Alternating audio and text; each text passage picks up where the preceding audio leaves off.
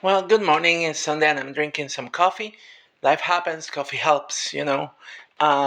So, today I want to talk about chemistry and talk about specifically about the chemistry of coffee. Like a lot of people don't think that chemistry is applied to everyday life, but you do, especially in the kitchen where you're baking or cooking, you are using chemistry. And For example, in coffee, we have the coffee, we brew it in a coffee maker, we build under hot water. The reason for that you may guess is because of solubility. You increase the temperature, more things dissolve in at a higher temperature. So imagine that you have coffee and you have grinded the coffee. The reason for grinding the coffee is so that way the surface areas of the for contact between the coffee and the water increases. If you don't grind it, there will not be enough surface area. Water will seep through there and it will dissolve any flavor, any aroma that's being put in the coffee, the caffeine. The caffeine is an important part. That's why I drink coffee, caffeine. And that's why a lot of humans love coffee because of the caffeine. So everything gets dissolved, it goes into the water, and then the result is this extraction. And you can see that is black, brown color. Um, this is what we're looking for. The extraction, again, there are different extraction methods. In one of the methods that I grew up in Puerto Rico was using this is an Italian coffee maker, but this is what they call it in Spanish, a greca. Pretty much you put the coffee in here, and then you put water in the base of it, um, and the water by density.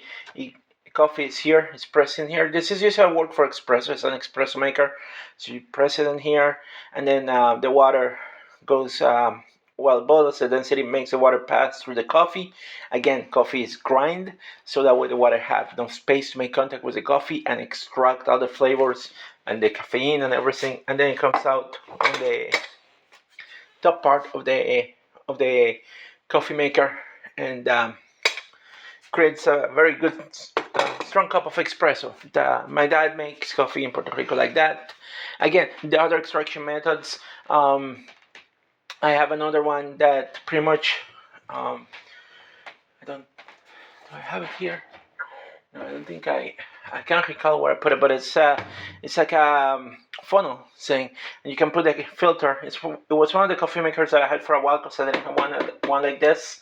So you put it in there. You put it the little funnel. You put the coffee paper, the filter paper on top. You put the coffee, and then you just like stir it as you pour water into it.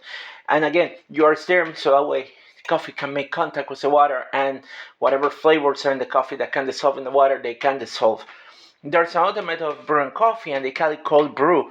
Cold brew doesn't happen quickly, so you pretty much like leave the coffee overnight, so that way all the flavors of the coffee can dissolve in the water. You can do cold brew. They sell cold brew, again. But this one in the morning, most people, we take this one. Um, we take the hot coffee, and again, warm water helps dissolve things more easily, and that's what we use. We increase the temperature and we want to dissolve more things. In cooking too, you want to make a soup, you are dissolving the flavors of that soup, taking that into the water, flavors of the chicken, all the seasoning that you put, the flavors that are maybe in the vegetables, in the seasoning that you add. You increase the temperature, those flavors dissolve into the water. So yes, chemistry is used everywhere, and including the kitchen, including the coffee that you drink every day. If you drink coffee, if you don't drink coffee, then tea is the same thing. You have tea leaves, you add hot water, you add tea. The flavors of those tea leaves are going to dissolve into the water, and that's what you drink. You are doing again. The method is called extraction, and in chemistry we use extraction. Um, there are different types of extraction, but this one qualifies as one too. So in this one we use hot water to extract the caffeine and the flavors from the coffee. Anyway, that's all I have. Hope this helped understand. Of course, the science, there might be other things that I left out, but I just want to give an overall example of what an extraction is and what we do and where we use chemistry in daily life. if you have any more questions or you want me to do more videos about other things that we use chemistry, um, please feel free to write them up. I'm always looking forward to increase my knowledge of chemistry and share my knowledge of chemistry and also help others understand chemistry and applications of chemistry or science in general. I like science in general. So, yeah, have a great day and enjoy your coffee if you're drinking coffee. Good coffee.